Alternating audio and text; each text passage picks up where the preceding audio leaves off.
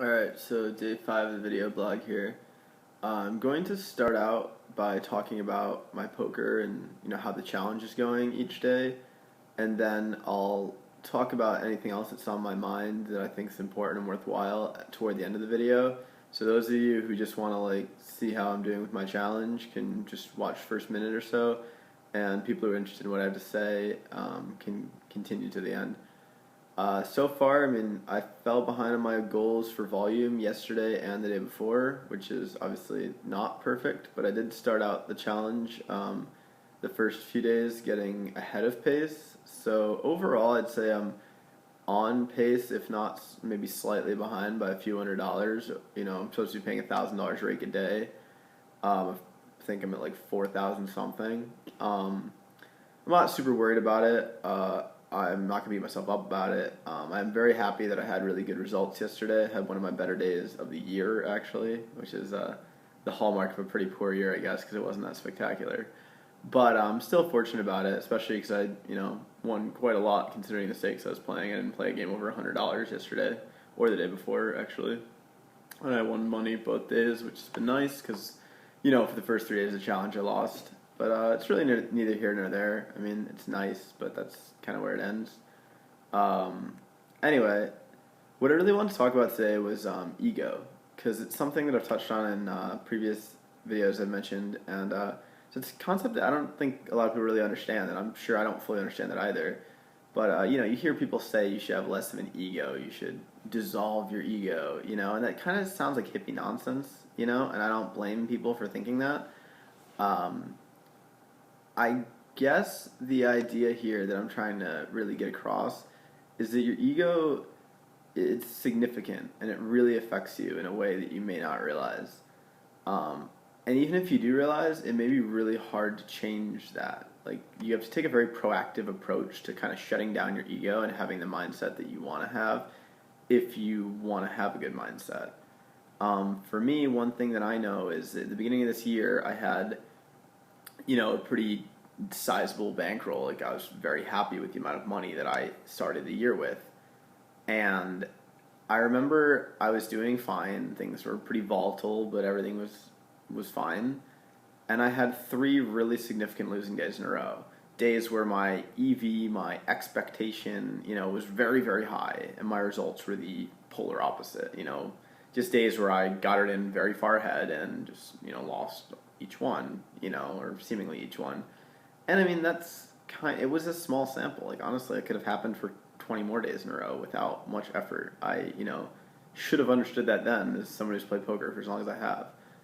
But I think the reason it really upset me was because the reason that I played high stakes, I wasn't necessarily rolled for the stakes that I played at the beginning of this year, but I fancied myself as one of the best. And not playing high stakes just felt like it didn't make sense. Like, I wasn't playing the games that I was playing from the correct perspective. If you wouldn't want a stockbroker with your money to sit down and get involved in a stock because he wanted to prove that he could make money at this, really difficult stock that a lot of people were questioning, was getting a lot of media attention. You want him to take your money and do the smart thing with it and make you a profit, and where he can be very sure that's going to happen and make a very healthy profit. Like, I'm my own stockbroker. I'm taking my own money and investing it, and I kind of feel like playing high stakes, semi-short rolled, especially given the small edges, was just dumb. But I really thought, and maybe I was right, it doesn't really matter. I no longer necessarily think I was right. But about whether or not I was, one of the better players in those games, it's kind of irrelevant, And I think the problem was I was getting a lot of my satisfaction in life from poker. I define myself as a poker player, which I don't really do anymore. I define myself as a person. I play poker for a living. It's, I'm happy with my job. I'm proud of it. I think it's pretty cool. It's opened up a lot of doors in my life. I've been able to travel. I'm certainly nothing I don't so nothing I take away from the fact that I play poker for a living. I'm more than that, and so is everyone. Everyone is.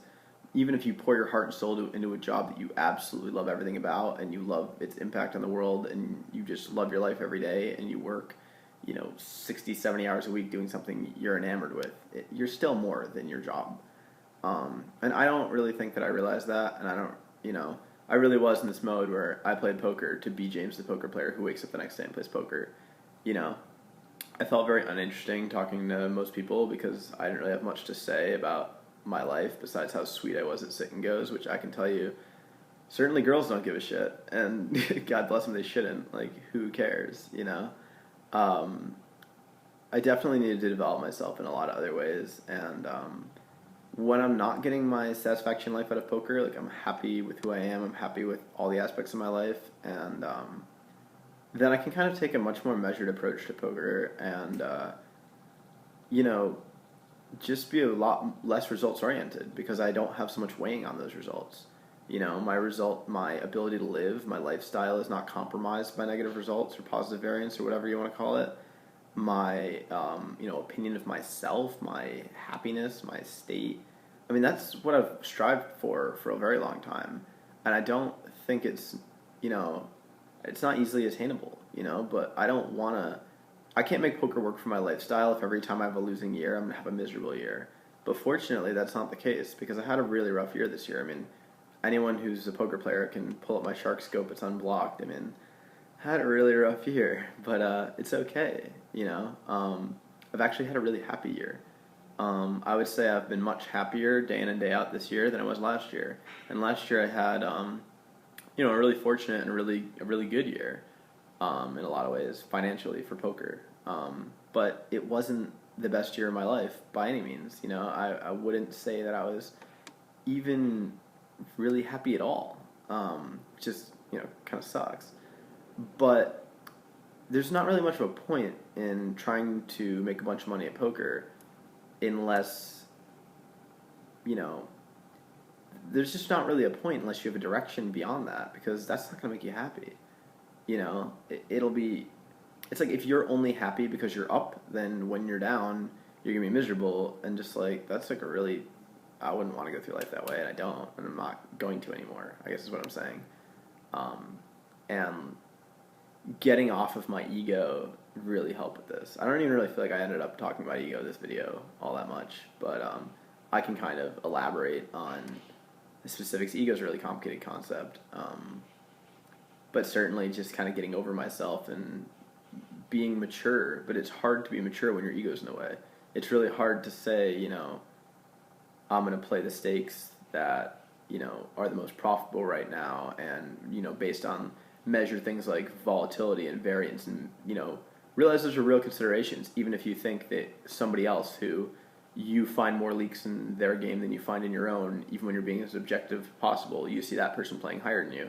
I mean, that shouldn't matter, and it did to me, And the only thing that I could think about after I had those 3 big losing days in a row, which is really a problem for me, is how do I get back? How do I get back up into these games where I belong?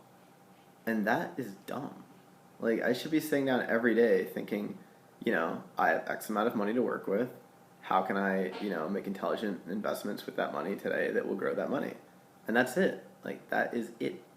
And sitting there and thinking, how do I build this number to, I'm just trying to make it go higher, but I'm not really thinking about, is this the best use of the time, my edge anywhere, is this the greatest expectation, outweighing like risk to reward ratios, and just not being intelligent about it, because honestly, it's like a phallic structure. Like, if I can make the bankroll grow, I feel like a boss, you know what I mean? But that's stupid. That's really dumb. And I'm pretty happy to be over it. Like, I think I might play high stakes again in the future, but it'll be with a very different mindset. And, I think if I do, maybe I'll have more success, maybe I won't. But either way, it won't affect me so much. And it won't affect, my ability to make money in the future. I mean, it'll be much more intelligently made risk assessment decisions rather than just, I think I'm good enough. Because being good enough is really not the whole picture. I mean, Darvin Moon got second in the main event. It's not necessarily always about being good enough. And I think sometimes that we forget that poker's gambling, you know?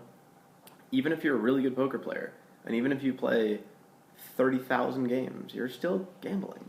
You know, I mean, 30,000's a lot, but I mean, I ran pretty far under my Hold'em Manager expectation line for, you know, certainly 13,000 games so far in 60s, and I'm pretty sure it could easily happen once or twice more, you know. There's no guarantee that it has to change. So, yeah, I'd like to keep those things in mind as I move up through the stakes and be more humble. And who knows if or when I'll move back up through stakes, but certainly, you know, being okay with however it comes and making intelligent decisions along the way and getting out of my own way from an ego perspective is making a big difference for me in my life. That's all for today. Went long again. I'm probably going to keep happening until I learn to be more concise. It's a thought in my mind, but we'll see how it goes. All right, have a good one.